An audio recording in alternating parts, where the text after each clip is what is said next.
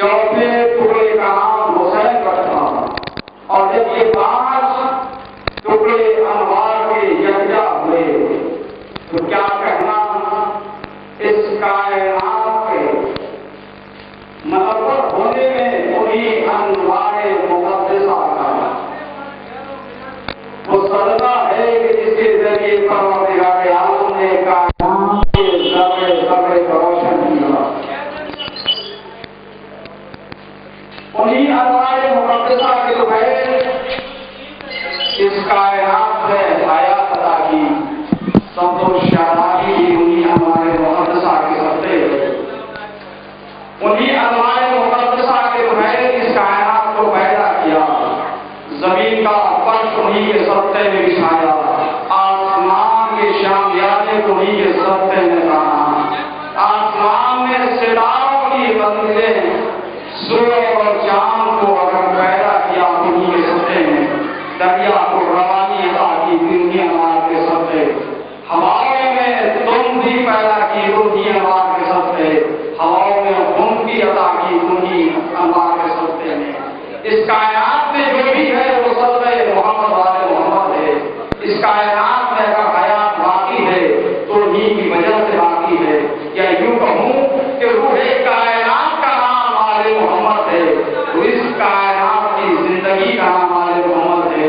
یقیناً ہر طرف اگر شادابی دکھ رہی ہے، ہر جانب اگر زندگی کا احساس کیا جا رہا ہے تو یہ انوار مقدسہ کا صدقہ ہے کہ اللہ نے اپنے خاص بندوں کا ذکر اس طرح سے کیا کہ اس نے اپنے ساتھ ساتھ اپنے ملائکہ کو بھی شامل کر کے ہمیں بھی دعوت دی کہ تم جب سلام پڑھو تو آل محمد صلی اللہ علیہ وسلم کی اس طرح پڑھو کہ ان اللہ وملائکتہ یصلون علی النبی یا ایھا الذین آمنوا صلوا علیہ وسلموا تسلیما.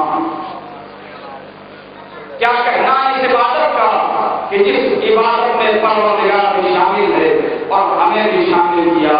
یقیناً یہ آل محمد صلی اللہ علیہ وسلم کا امتیاز ہے، یہ آل محمد صلی اللہ علیہ وسلم کا افتخار ہے کہ پروردگار عالم نے ان ذوات مقدسہ کے ذریعے ہمیں ہدایت عطا کی، اور ہدایت کے لیے اللہ نے انہی انوار کے صدقے ان انبیاء کو بھی پیدا کیا کہ جن کا سلسلہ آدم سے لے کر عیسیٰ تک ہے. اس محمد مصطفیٰ کے جو ہے کہ جس کے پیشانی کے قدروں کو بھی برباد نہ ہونے دیا، کہ جب پروردگار عالم نے اپنے اس محبوب کو دیکھا، اس حبیب کو دیکھا کہ جب وہ سجدے میں گر پڑا اور جب پیشانی سر کو اٹھایا، جب پیشانی کو سجدے سے اٹھایا تو پیشانی پیغمبر اسلام پہ جب چند قطرے پسینے کے آئے تو آواز قدرت آئی، میرے حبیب میں تیرے ان پسینے کے قطروں کو برباد نہ ہونے دوں گا، میں ان قطروں سے انبیاء کو خلق کروں گا. اور یہی وہ قطرے ہیں کہ جنہیں آدم کہا گیا، کبھی نوح کہا گیا، کبھی ابراہیم کہا گیا، کبھی اسماعیل کہا گیا، کبھی اسحاق کہا گیا، کبھی زکریا کہا گیا. یقیناً ان انوار مقدسہ کی عظمت ذرا سوچیں کہ آدم سے لے کر عیسیٰ تک یہ سب پسینے محمد ہیں، اور علی سے لے کر حسین تک اور حسین کی آخری ذریت تک یہ سب خون محمد مصطفیٰ. یقیناً یہ سلسلے مجالس بیعت جناب فاطمہ الزہرا سلام اللہ علیہا کا انعقاد کر کے عالم اسلام کو یہ بات کرانا ہے کہ پیغمبر آخر زمان کی لوٹی بیٹی جناب فاطمہ الزہرا سلام اللہ علیہا جنہوں نے اپنی زندگی میں وہ کارخائے نمایاں انجام دیے کہ آج نہیں قیامت تک آنے والی تمام نسلیں اخلاق جناب فاطمہ الزہرا سے سبق حاصل کرتی رہیں گی. لیجیے مجلس کا آغاز ہونا ہی چاہتا اور آغاز مجلس تلاوت کلام پاک سے، جس کے لیے جناب حافظ محمد عمیر صاحب کو دعوت دی جا رہی ہے کہ وہ مائک پہ آئیں اور کلام تلاوت کلام پاک سے خلق الإنسان علمه البيان الشمس والقمر بحسبان والنجم والشجر يسجدان والسماء رفعها ووضع الميزان ألا تطغوا في الميزان وأقيموا الوزن بالقسط ولا تخسروا الميزان والأرض وضعها للأنام فيها فاكهة والنخل ذات الأكمام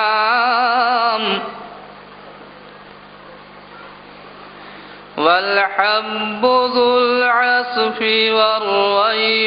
والريحان فبأي آلاء ربكما تكذبان خلق الإنسان من صلصال كالفخار وخلق الجن من مارج من نار فبأي آلاء ربكما تكذبان رب المشرقين ورب المغربين فبأي آلاء ربكما تكذبان مرج البحرين يلتقيان بينهما برزخ لا يبغيان فبأي آلاء ربكما تكذبان يخرج منهما اللؤلؤ والمرجان فبأي آلاء ربكما تكذبان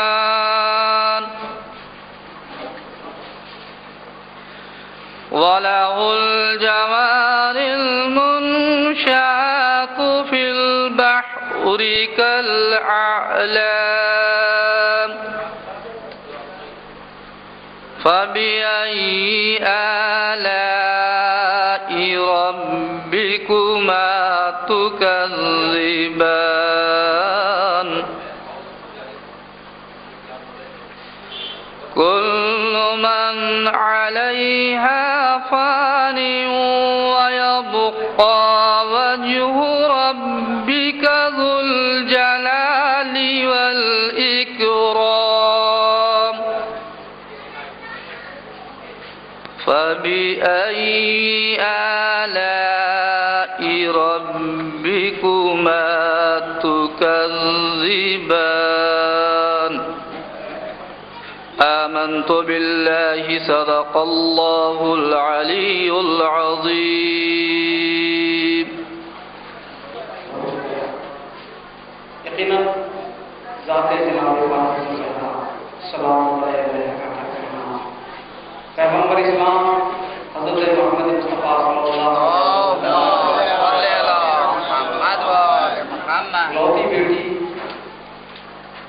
جزوے رسالت بھی ہے، جزوے رسول بھی ہے، نبوت کی مخزن بھی ہے، رسالت کی مخزن ہے، رضائے پروردگار کی مرکز ہے، عصمت و طہارت کا وہ منبع ہے کہ جس کی طہارت کے لیے قرآن قصیدہ پڑھتا ہے، یقیناً یہی وہ بیوی ہے کہ جس شہزادی کونین کے لیے اللہ نے وہ اہتمام کیا کہ جب ردائے فاطمۃ الزہرا میں رسالت آ گئی، امامت آ گئی، عصمت آ گئی، تو اللہ نے ان ذوات مقدسہ کو گواہ بنا کر فاطمۃ الزہرا کی طہارت کا اعلان کیا، اور فقط فاطمۃ الزہرا کی طہارت ہی نہیں، پوری نسل کی طہارت کی ذمہ داری پروردگار نے لی ہے۔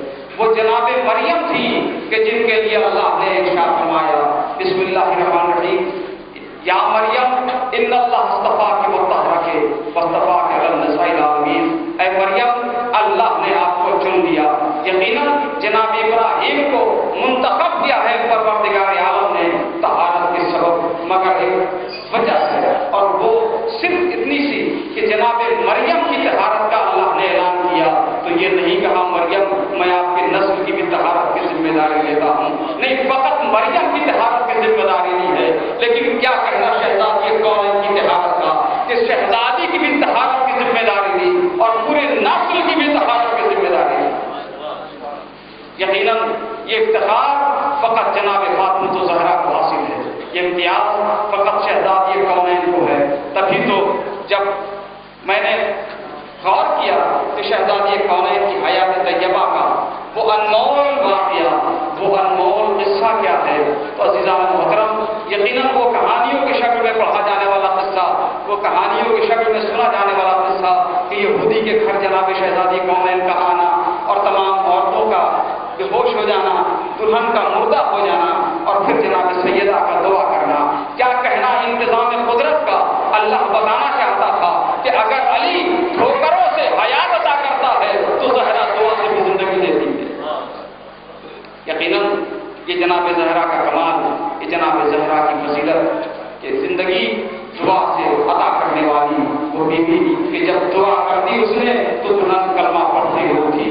آپ غور کریں کون خاتون ہے ایسی کہ جس نے ایک وقت میں ہزاروں عورتوں کو مسلمان کیا ہو، وہ تنہا جناب سیدہ ہیں کہ جنہوں نے ایک وقت میں نہ جانے کتنی عورتوں کو مسلمان کر دیا۔ یقیناً مسلمان بنانے والی خاتون کوئی اور نہیں ہے، وہی ہے کہ جس کا بابا لوگوں کو مسلمان بنا رہا تھا، مردوں کو، عورتوں کو سلیقہ زندگی عطا کر رہا تھا۔ یقیناً جناب زہرا نے شعار زندگی گھر میں رہ کر عطا کیا ہے، شعار بندگی گھر میں رہ کر عطا کیا ہے۔ خانوادے کی خدمت اور خانوادے کو اکٹھا کرنے کا سلیقہ جناب زہرا نے عطا کیا ہے، چاہے دور کا ہو نزدیک کا ہو، لیکن کردار ایسا پیش کیا ہے کہ اگر دور کا بھی رہے، دور کا بھی ہو، تو اسے ایسا کردار کے سانچے میں ڈھال دیا کہ بالکل اپنا دکھائی دیتا ہے۔ تبھی تو جناب فضہ کو جناب شہزادی کونین نے وہ کردار کا سبق پڑھایا کہ ایسا لگتا ہے جیسے قہر جناب سیدہ ہو، اور کیا کہنا اس کے ضبط کا بھی کہ جناب فضہ نے بھی اپنے ضبط کا اعلان اس طرح سے کیا ہے کہ دنیا دیکھ لے کہ اگر شہزادی کے ساتھ زندگی گزار لے تو وہ قرآن کے لہجے میں گفتگو کرے، جس کی کنیز قرآن کے لہجے میں گفتگو کرے، بھلا اس کی شہزادی کا عالم کیا ہوگا۔ تبھی تو ہم کہتے ہیں کہ پوری دنیا قرآن پڑھتی ہے، شہزادی کو قرآن پڑھتا ہے۔ یقیناً فضیلت جناب زہرا بیان کرنا انسان کی بس کی بات نہیں ہے کہ فاطمہ دین ہیں، اسلام ہیں، ایمان ہیں۔ آپ فاطمہ دین ہے، اسلام ہے، ایمان ہے۔ آپ جس کو پڑھتا ہے یہ قرآن وہ قرآن ہے۔ آپ اور کیوں نہ مسرور دل فاتح خیبر ہوتا، سورہ دہر بھی یاسین بھی رحمان ہے۔ آپ کیوں نہ مسرور دل فاتح خیبر ہوتا، سورہ دہر بھی یاسین بھی رحمان بھی۔ آپ کیا کہنا شہزادی کونین کا کہ جس کے ایک ایک کردار کا پہلو زمانے کے لیے عظیم ہے۔ بس ایک بند آپ کی خدمت میں پیش کر کے پھر میں دعوت سخن دوں کہ سورہ دہر سے، یاسین سے، رحمان سے پوچھ. سورہ دہر سے عرض کرتا ہوں کہ سورہ دہر سے، یاسین سے، رحمان سے پوچھ، عظمت بنت نبی مالک قرآن سے پوچھ. سورہ دہر سے، یاسین سے، رحمان سے پوچھ، عظمت بنت نبی مالک قرآن سے پوچھ. ہے اگر عشق تو پھر دین کے سلطان سے پوچھ. ہے اگر عشق تو پھر دین کے سلطان سے پوچھ. پوچھ سکتا ہے تو جا صاحب برہان سے پوچھ. پوچھ سکتا ہے تو جا صاحب برہان سے پوچھ. آج تک جو نہ سمجھ پائے کہ فضا کیا ہے وہ بھلا خاک بتائیں گے کہ زہرا کیا ہے. آج تک جو نہ سمجھ پائے کہ فضا کیا ہے وہ بھلا خاک بتائیں گے کہ زہرا کیا ہے. لیجیے حضرات، آپ کی خدمت میں مجلس کے سلسلے کو آگے بڑھانے کے لیے میں التماس کر رہا ہوں جناب احتشام عظیم آبادی صاحب سے وہ تشریف لائیں اور مجلس کے سلسلے کو آگے بڑھائیں. رن کی زمین تو سرخ تھی اور زرد آسماں، آب خنک کو خلق ترستی تھی خاک پر، گویا ہوا سے آگ برستی تھی خاک پر. تو وہ لو، وہ آفتاب کی حدت، وہ تاب و تب، کالا تھا رنگ دھوپ سے، دن کا مثال شب، خود نہر القماں کے بھی سوکھے ہوئے تھے لب. اور خیمے جو تھے حبابوں کے تپتے تھے سب کے سب، اڑتی تھی خاک، خشک تھا چشمہ حیات کا، کھولا ہوا تھا دھوپ سے پانی فرات کا. نعرہ صلوات. تو جھیلوں سے چار پائے نہ اٹھتے تھے تاب شام، مسکن میں مچھلیوں کے سمندر کا تھا مقام. آہو جو کاہلے تھے تو چیتے سیاہ فام، پتھر پگھل کے رہ گئے تھے مثل موم خام. سرخی اڑی تھی پھولوں سے سبزہ گیا سے، اب پانی کنووں میں اترا تھا سائے کی چاہ سے. تو کوسوں کسی شجر میں نہ گل تھے نہ برگ بار، ایک ایک نخل جل رہا تھا صورت چنار. ہنستا تھا کوئی گل نہ مہکتا تھا سبززار، کانٹا ہوئی تھی پھول کی ہر شاخے باردار. گرمی یہ تھی کہ زیز سے دل سب کے سرد تھے، اب پتے بھی مثل چہرے مدغوغ زرد تھے. تو آب رواں سے منہ نہ اٹھاتے تھے جانور، جنگل میں چھپتے پھرتے تھے طائر ادھر ادھر. مردم تھے سات پردوں کے اندر رق نتر، خسخانہ مجاع سے نکلتی نہ تھی نظر. گر چشم سے نکل کے ٹھہر جاؤ راہ میں، پڑ جائیں لاکھ آبلے پائے نگاہ میں. پڑ جائیں لاکھ آبلے پائے نگاہ میں. تو شیر اٹھتے تھے نہ دھوپ کے مارے کچھار سے، آہو نہ منہ نکالتے تھے سبززار سے. آئینہ مہر کا تھا مقدر غبار سے، اور گردوں کو تپ چڑھی تھی زمیں کے بخار سے. گرمی سے مضطرب تھا زمانہ زمین پر، بھن جاتا تھا جو گرتا تھا دانا زمین پر. تو گرداف پر تھا شعلہ جوالہ کا گماں، انگارے تھے حباب تو پانی شرر فشاں. منہ سے نکل پڑی تھی ہر ایک موج کی زباں، تہ پر تھے سب نہنگ مگر تھی لبوں پہ جاں. پانی تھا آگ، گرمی روزے حساب تھی، اور ماہی جو سیخ موج تک آئی کباب تھی. ماہی جو سیخ موج تک آئی کباب تھی. تو اس دھوپ میں کھڑے تھے اکیلے شہ امم،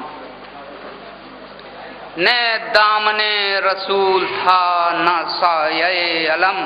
شعلے جگر کے اٹھتے تھے، شعلے جگر سے آگ کے اٹھتے تھے دم بدم، اودے تھے لب زبان میں کانٹے کمر میں خب، بے آب تیسرا تھا جو دن مہمان کو، ہوتی تھی بات بات میں لکنت زبان کو۔ کہتا تھا ابن سعد کہ اے آسماں جناب بیعت جو کیجئے، اب بھی تو حاضر ہے جام آپ۔ فرماتے تھے حسین کہ او خانما خراب، دریا کو خاک جانتا ہے ابن بوتراب، فاسق پاس کچھ تجھے اسلام کا نہیں، آب بقا بھی ہو تو میرے کام کا نہیں، آب بقا بھی ہو تو میرے کام کا نہیں، کہہ دوں تو خان لے کے خود آئیں ابھی خلیل، چاہوں تو سلسبیل کی دم میں کروں سبیل، کیا جام آپ کا تو مجھے دے گا وہ ذلیل، بے آبرو خسیس ستمگر دنی بخیل، جس پھول پر پڑے تیرا سایہ وہ بو نہ دے، اب کھلوائے فضل تو کبھی رگ لہو نہ دے۔ فرما کہ یہ نگاہ جو کی سوئے ذوالفقار، تھراؤ کے پچھلے پاؤں ہٹا وہ ستم شعار، مظلوم پر صفوں سے چلے تیر بے شمار، آوازیں کوسے حرب ہوئی آسماں کے پار، نیزے اٹھا کے جنگ پہ اسوار تل گئے، اور کالے نشانے فوج سے آرو کے کھل گئے، لو پڑھ کے چند شیر رجس شاہدیں بڑھے، گیتی کے تھام لینے کو روح الامی بڑھے، مانند شیر نر کبھی ٹھہرے کبھی بڑھے، گویا علی الٹتے ہوئے آستین بڑھے، گویا علی الٹتے ہوئے آستین بڑھے، اور جلوہ دیا جری نے عروس مصاف کو، اب مشکل کشا کی تیغ نے چھوڑا غلاف کو۔ نعرہ صلوات۔ گرمی میں تیغ برق جو چمکی شرر اڑے، جھونکا چلا ہوا کا تو سن سے تو سر اڑے، پر کالے سپر جو ادھر اور ادھر اڑے، روح الامین صاف یہ جانا کہ پر اڑے، اور ظاہر نشان عزم عظیمت اثر ہوئے، اور جن پر علی لکھا تھا وہی پر سپر ہوئے، جس پر چلی وہ تیغ دوبارہ کیا اسے، اور کھنچتے ہی چار ٹکڑے دوبارہ کیا اسے، وہاں تھی جدھر اجل نے اشارہ کیا اسے، اور سختی بھی کچھ پڑی تو گوارا کیا اسے، زین تھا فرس بنا سوار زین پر، اور کڑیاں زرا کی بکھری ہوئی تھیں زمین پر، کڑیاں زرا کی بکھری ہوئی تھیں زمین پر، اور بچ بچ گئیں صفوں پہ صفیں وہ جہاں چلی، چمکی تو اس طرف ادھر آئی وہاں چلی، دونوں طرف کی فوج پکاری کہاں چلی، اس نے کہا یہاں، وہ پکارا وہاں چلی، اب منہ سے منہ کس طرف ہے تیغ زنوں کو خبر نہ تھی، اور سر گر رہے تھے اور تنوں کو خبر نہ تھی، سر گر رہے تھے اور تنوں کو خبر نہ تھی، آیا خدا کا خیر جدھر سن سے چل گئی، اب کانوں میں علماء کی صدا، آیا خدا کا خیر جدھر سن سے آ گئی، کانوں میں علماء کی صدا رن سے آ گئی، دو کر کے خود زین پہ نعرہ صلوات۔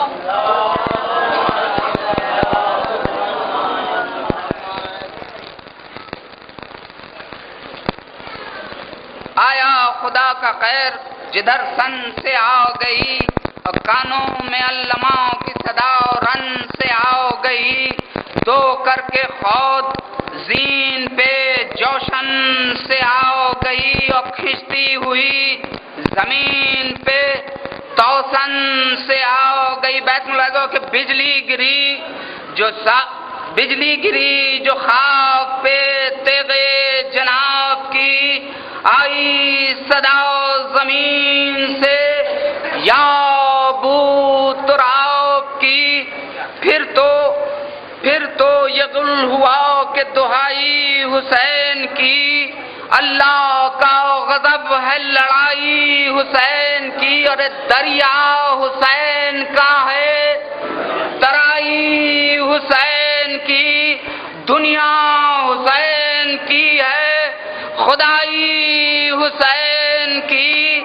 بیڑا بچایا آپ نے طوفان سے نوح کا اب رحم واسطہ علی اکبر کی روح کا.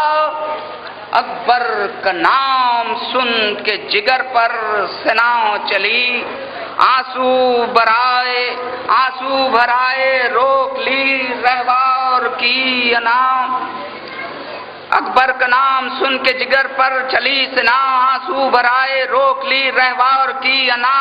مڑ کر پکارے لاش پسر کو شہ زماں تم نے نہ دیکھی جنگ پدر اے پدر کی جان. اور قسمیں تمہاری روح کی یہ لوگ دیتے ہیں لو اب تو ذوالفقار کو ہم روک لیتے ہیں. تو چلایا ہاتھ مار کے زانوں پہ ابن سعد اے واہ فضیحت یہ ہزیمت ظفر کے بعد زیبا دلاوروں کو نہیں ہے خلاف وعد.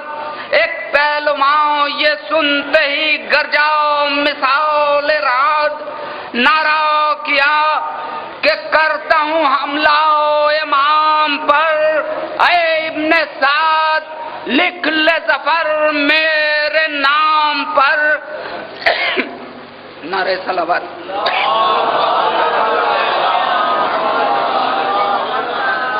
لشکر میں اضطراب تھا فوجوں میں کھل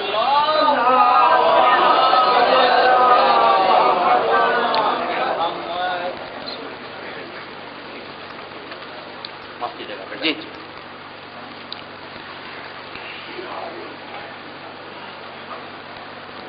آئی چمک کے غول پہ جب سر گرا گئی دم میں جمی صفوں کو برابر گرا گئی ایک ایک قصر تن کو زمین پر گرا گئی سیلائی روز زور شور سے جب گھر گرا گئی آ پہنچو اس کے گھاٹ پہ جو مر کے رہ گیا دریا لہو کا تیغ کے پانی سے بھر گیا دریا لہو کا تیغ کے پانی سے بھر گیا. احتشام اپنی آواز صاحب میر علی صاحب اللہ مرحوم کے مناسب سے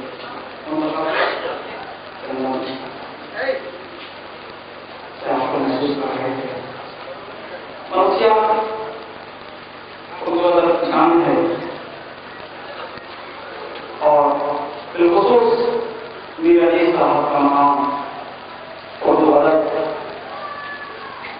میں ہمیشہ سب سے اوپر رہے گا صبح قیامت تک. اس لیے کہ وہ ہندی شاعری ہو یا انگریزی شاعری ہو لاطینی زبان میں ہو یا دنیا کی کسی زبان میں جتنے اشعار مرزا علی صاحب نے کہہ دیے میر علی صاحب نے کہہ دیے اتنے اشعار کسی زبان میں نہیں کہتے.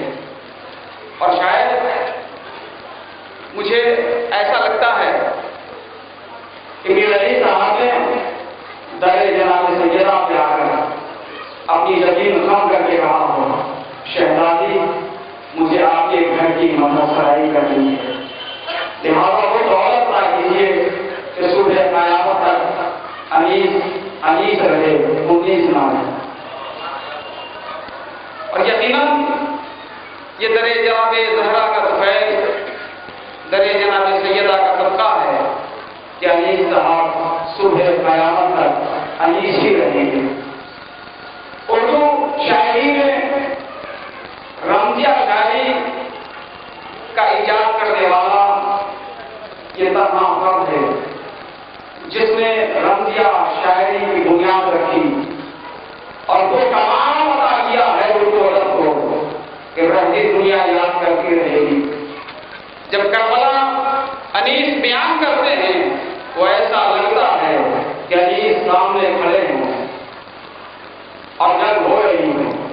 وہ گھوڑوں کے ٹاپوں کی آواز، خیموں کے اندر کی آواز، عورتوں کی گفتگو، بچوں کی گفتگو، جوانوں کی گفتگو، بوڑھوں کی گفتگو، دوست کی گفتگو، باپ بیٹے کی گفتگو، بھائی بھائی کی گفتگو، وہی تیور، وہی انداز، کہیں بچپنا، کہیں بڑھاپا، کہیں جوانی. مرثیہ انیس کا پڑھنے سے ایسا لگتا ہے کہ جیسے انیس نے ایک پورا خاکہ بنا دیا ہو، ایک مکمل انیس نے تصویر بنائی ہو کہ جسے دیکھنے کے بعد کربلا سامنے دکھائی دیتی ہے. سوچیں کہ قرآن کی لہروں کا، قرآن کی موجوں کے اندر جو لہریں پیدا ہو رہی تھی، ان لہروں کا وہ ذکر جناب انیس نے کس طرح سے کیا. صاحب فوج کا کھڑا ہونا اور فوج کا اپنے انداز سے جناب عباس کو روکے رکھنا، پھر جناب عباس کا فوج کے درمیان داخل ہو کر خوراک میں اتر جانا، مشکیزے کا بھر لینا، خیمے کی طرف چلنا، گھوڑے کا مولا عباس سے گفتگو، اللہ عباس کی گفتگو گھوڑے سے، اس طرح سے پورے کربلا کو جناب انیس نے کس طرح سے یقیناً یہ جناب زہرا کی دعائیں خاص تھی پھر انیس کے لیے کہ انیس میرے گھر سے آ کے مانگ رہے ہو تو میں وہ دولت عطا کر رہی ہوں کہ صبح قیامت تک اب تمہارا مقابلہ کوئی نہیں کر سکتا. اور اسی وجہ سے شاید مجھے بھی وہ 6 مصرے مجھے یاد آئے کہ جناب زہرا کے حوالے سے میں نے کوشش کی کہ کچھ شہزادی کو ان کی خدمت میں پیش کر سکوں، لہٰذا 6 مصرے آپ کی خدمت کے حوالے کر خدمت میں پیش کر رہا ہوں کہ کرنے آیا ہوں یہاں ذکر جناب زہرا، کرنے آیا ہوں یہاں ذکر جناب زہرا، کھولنے دل پہ میرے سر پہ جناب زہرا کہ کر مجھے آج عطا فکر جناب زہرا، میرے الفاظ بنے در جناب زہرا. خالق علم مجھے نہج بلاغہ دے دے، مدحت فاطمہ زہرا کا سلیقہ دے دے. خالق علم مجھے نہج بلاغہ دے دے، مدحت فاطمہ زہرا کا سلیقہ دے دے. اور حضرات جیسا کہ سرکار نے فرمایا کہ صرف 8 دن باقی ہیں، لہٰذا میں اپنے وقت کو جی سرکار بس قریب ہو چکا ہے کہ آپ کی انتظار کی گھڑی ختم ہو اور اس قوم اور اس ملت کے لیے جو فخر ہے، جو امتیاز ہے، یقیناً پوری دنیا میں آج ایک ایسی رہبری ہو رہی ہے حضرت کے ذریعے کہ یقیناً دنیا جانتی ہے اور پہچانتی بھی ہے کہ ڈاکٹر کلب صادق صاحب اللہ کا کیا مقام ہے، کیا مرتبہ ہے. میرے پاس وہ الفاظ نہیں، میں اللہ تعالیٰ علم ہوں، میں انہیں دعوت کس طرح سے دوں میں یہ سوچ رہا ہوں. اور صرف 2-3 مصرے آپ کے حوالے کر دوں کہ صرف ایک شعر کے لیے 2-3 مصرے کی خدمت دے رہا ہوں کہ مدح شبیر کا مجھ کو قرینہ آ گیا، مدحت شبیر کا مجھ کو قرینہ آ گیا، دشمن اسلام کے رخ پر پسینہ آ گیا، دشمن اسلام کے رخ پر پسینہ آ گیا. مدحت شبیر کا مجھ کو قرینہ آ گیا، دشمن اسلام کے رخ پر پسینہ آ گیا کہ ہے طواف خانہ زہرا میں زہرا منہمک. پوری توجہ کر رہا ہوں کہ ہے طواف خانہ زہرا میں زہرا منہمک، دیکھنے کے واسطے سارا مدینہ آ گیا، دیکھنے کے واسطے سارا مدینہ آ گیا.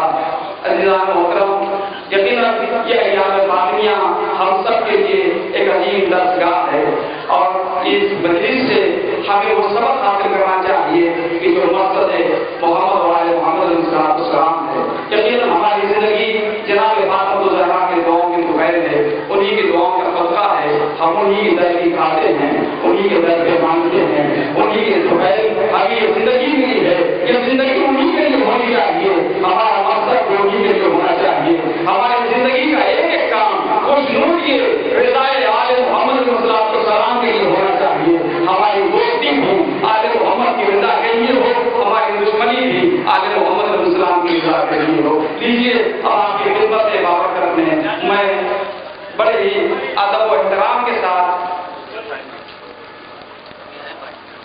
جی حضرات ابھی 5 منٹ باقی ہیں، سرکار کا حکم ہے.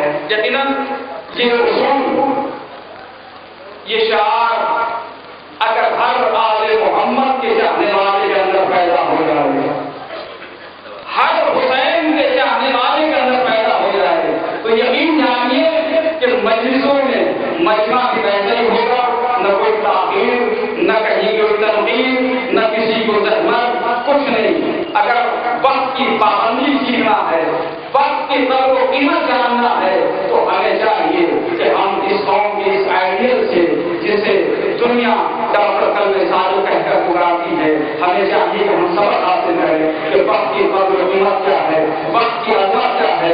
یقیناً ہمارے لیے وقت نہیں پھیل سکتا، ہمارے لیے وقت نہیں ہو سکتا، اس لیے کہ ہمیں وقت پہ رغبت حاصل نہیں ہے. ہاں، اللہ نے کچھ ایسی مخلوق پیدا کی ہے کہ جو وقت کے محتاج نہیں ہوتے، جو وقت کے محتاج نہیں ہوتے، وقت ان کا محتاج ہوتا ہے. تبھی تو مولا کائنات علی کتاب السلام نے یہ کر کے دکھا دیا کہ تم سورج کے محتاج ہو، تم سورج کے محتاج ہو کہ سورج جب چلے تو تم چلو، سورج ٹھہرے تو تم ٹھہرو، سورج روشنی دے تو تم روشنی ہو، سورج دھوپ کے آئے تو تم اندھیرا تم ہو، سورج نکل آئے تو تمہارے لیے اجالا ہے. لیکن کیا کہنا بڑی ہی بات ہے اس لیے کہ تو اندھیرے میں کہاں ڈھونڈ رہا ہے سورج، تو اندھیرے میں کہاں ڈھونڈ رہا ہے سورج. دیکھو قیمت قدرہ میں چھپا ہے سورج، تم اندھیرے میں کہاں ڈھونڈ رہا ہے سورج. دیکھو قیمت قدرہ میں چھپا ہے سورج. کہ لوگ سورج کے اشارے پہ چلا کرتے ہیں، میرے آقا کے اشارے پہ چلا ہے سورج.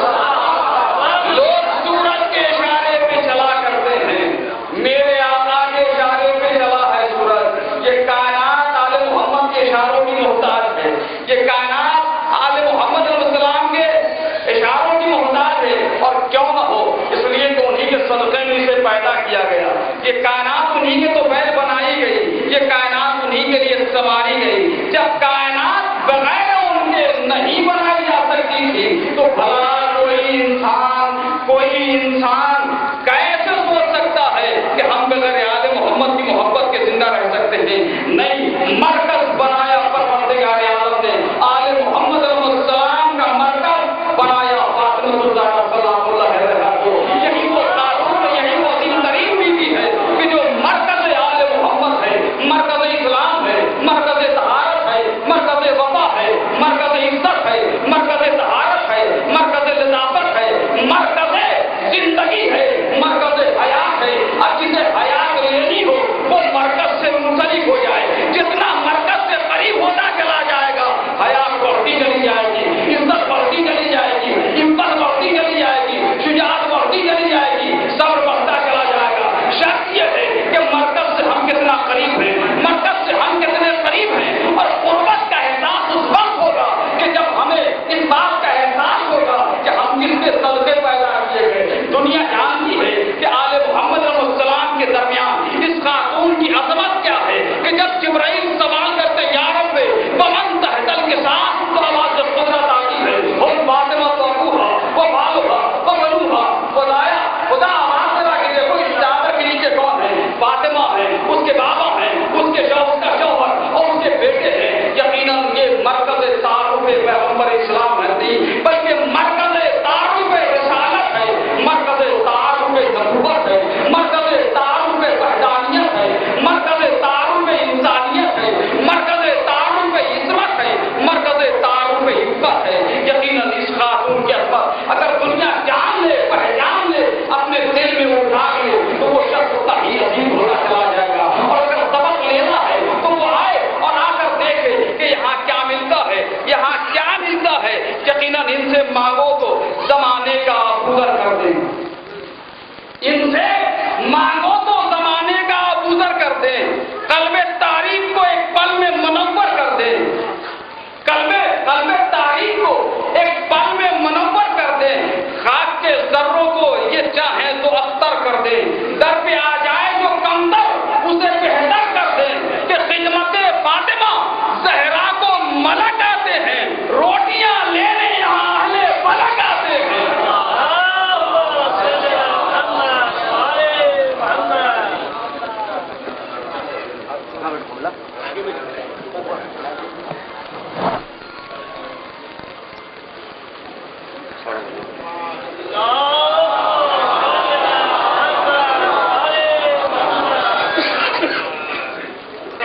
فاتحہ۔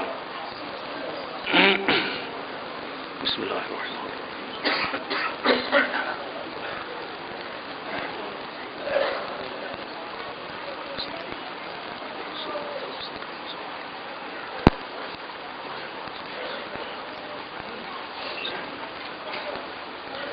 اعوذ باللہ السمیع العلیم من الشیطان اللعین الرجیم۔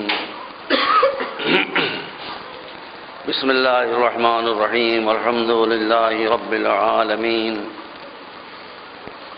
والصلاة والسلام علی سیدنا و نبینا و شفیعنا بالقاسم محمد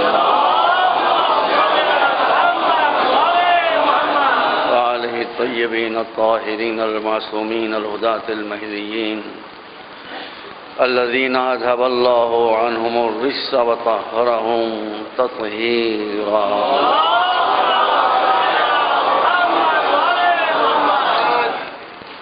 اما بعد فقال اللہ سبحانہ تبارک وتعالی وهو اصدق الصادقین، لقد ارسلنا رسولنا بالبینات وانزلنا معهم الكتاب والمیزان لیقوم الناس بالقسط۔ صلوات محمد علیہ وسلم۔ میں عام طور پر 1 گھنٹے کے اندر اپنی مجلس کو ختم کر دیا کرتا ہوں، لیکن مولانا مراد رضا صاحب کا حکم ہے کچھ تھوڑے 2-4-10 منٹ شاید اگر آپ کی توجہ میں نے دیکھی تو میں بڑھا دوں گا۔ سورۃ الحدید کی 25ویں آیت ہے، جس کا ایک ٹکڑا میں نے آپ کے سامنے پیش کیا ہے، مگر یہ ٹکڑا بتا رہا ہے کہ دین کا نظام کیوں قائم کیا گیا ہے، انبیاء کو کیوں بھیجا گیا ہے، مرسلین کو کیوں بھیجا گیا ہے۔ بات وہ کہی جا رہی ہے جس کی آپ توقع نہیں کر سکتے، جس کو آپ سوچ نہیں سکتے، کہ ہم نے پیغمبروں کو بھیجا بینات کے ساتھ، آرگومنٹس کے ساتھ، دلیلوں کے ساتھ، ڈنڈے کے ساتھ نہیں بھیجا جو ملاؤں کے ہاتھ میں رہتا ہے۔ ادھر کے پیغمبر ہمیشہ دلیلوں کے ساتھ آتے ہیں، کتابیں ہمیں نازل کی، ان کے ساتھ شریعتیں نازل کی، حق و باطل کے پیمانے بتائے، لیکن یہ پورا نظام حضرت آدم سے لے کر ہمارے حضور تک کیوں چلتا رہا؟ لیقوم الناس بالقسط۔ آپ سوچ سکتے ہوں گے کہ کسی دین کا ٹارگٹ یہ ہوگا۔ ارشاد ہوتا ہے کہ یہ پورا سسٹم ہمارے معصوم پیغمبروں کا، کامل ہدایتوں کا، بے عیب کتابوں کا اس لیے چلتا رہا کہ دنیا میں کوئی کسی پر ظلم کرنے کی ہمت نہ کر سکے۔ اب یہ آیت میں نے کیوں منتخب کی ہے، یہ بات آخر میں جا کر آپ پر کھلے گی۔ بظاہر تو محسوس ہوتا ہے کہ اس آیت کا آج کی تاریخ سے کوئی تعلق نہیں، لیکن بہت زبردست تعلق ہے اس کا۔ تو بات کو سمجھ لیجئے، اور میں آپ سے گزارش کرتا ہوں، میں نے یہ سلسلہ شروع کیا ہے، اگر جو میں نے پڑھا ہے، جو یہ نہیں کہ آپ ہر سوال مجھ سے کریں، وہ تو مولا علی نے کہا تھا کوئی اور کہے گا تو منہ کالا ہو جائے گا۔ جو میں پڑھ رہا ہوں اس کے متعلق اگر آپ کے ذہن میں کوئی سوال ہو تو آپ ضرور کریں، اور میں جواب دینے کی اس کو کوشش کروں گا۔ یہ سلسلہ شروع ہونا چاہیے، یہ بہت ضروری ہے، ون وے ٹریفک کا زمانہ ختم ہو گیا۔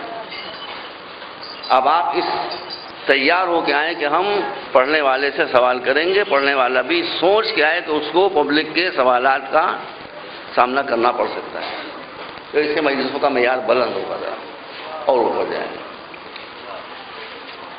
تو ارشاد ہے، کیا نمازوں کی اہمیت نہیں ہے؟ قرآن مجید میں جتنا زیادہ زور نماز کے اوپر دیا گیا ہے فروعات میں، اور کسی پر اتنا زور ہی نہیں دیا گیا ہے۔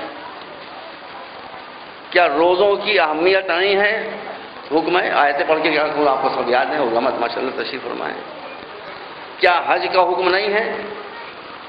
وَلِلَّهِ عَلَى النَّاسِ حِجُّ الْبَيْتِ مَنِ اسْتَطَاعَ إِلَيْهِ سَبِيلًا۔ عبادتوں کا حکم ہے، نماز آپ قطعاً نہ چھوڑیں، نماز چھوڑنے والوں کو نجات نہیں ملے گی۔ روزہ نہ چھوڑیں، حج نہ چھوڑیں اگر واجب ہے، مگر ایک بات یاد رکھیے، نماز کی حیثیت وسیلے کی ہے، منزل کی نہیں ہے۔ روزے کی حیثیت وسیلے کی ہے، منزل کی نہیں ہے۔ حج کی حیثیت راستے کی ہے، منزل کی نہیں ہے۔ منزل یہ ہے کہ ہر نمازی، ہر روزہ دار، ہر حاجی کا دامن ظلم سے پاک ہو۔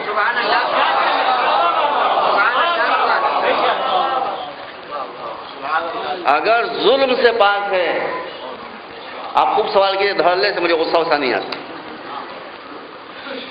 اگر ظلم سے پاک ہے تو روزہ بھی روزہ ہے، نماز بھی نماز ہے، اور حج بھی حج ہے، اور عبادتیں بھی عبادتیں ہیں۔